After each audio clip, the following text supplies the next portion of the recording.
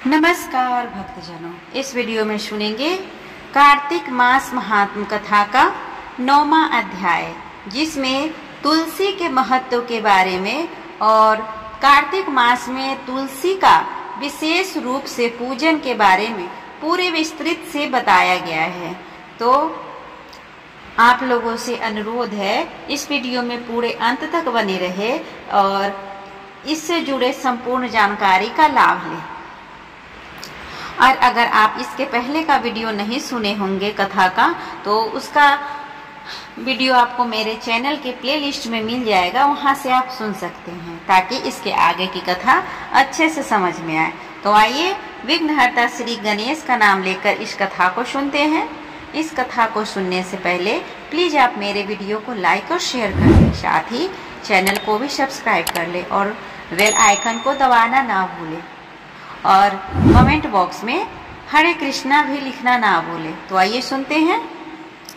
राजा पृथु ने कहा, हे मुनि श्रेष्ठ नारद जी, आपने कार्तिक मास के व्रत में जो तुलसी के जड़ में भगवान विष्णु का निवास बताकर उस स्थान की मिट्टी की पूजा करना बताया है, अतः मैं श्री तुलसी जी के महात्म को सुनना चाहता हूँ।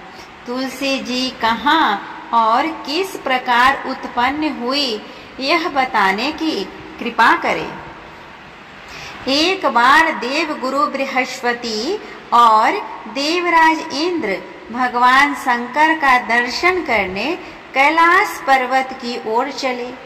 तब भगवान शंकर ने अपने भक्तों की परीक्षा लेने के लिए जटाधारी दिगंबर का रूप धारण कर उन दोनों के मार्ग में अवरोध उत्पन्न किया।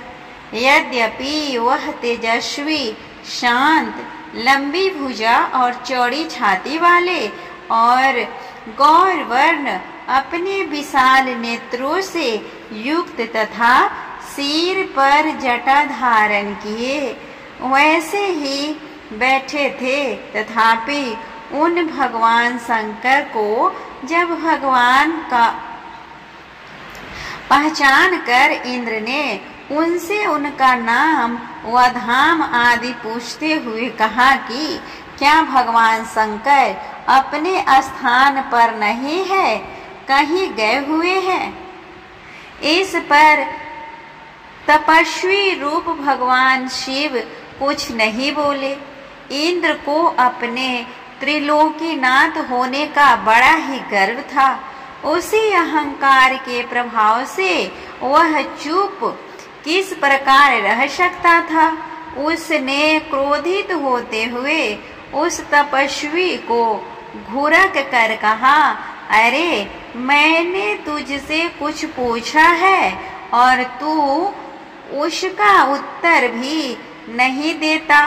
मैं अभी तुझ पर वज्र का प्रहार करता हूँ, फिर देखता हूँ कि कौन तुझ दुर्गति की रक्षा करता है।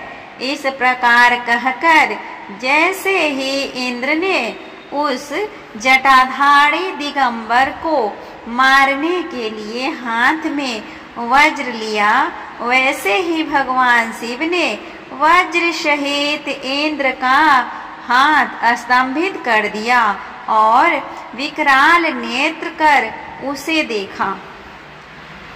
इस समय ऐसा प्रतीत हो रहा था कि वह दिगंबर प्रज्वलित हो उठा है और वह अपने तेज से जला देगा।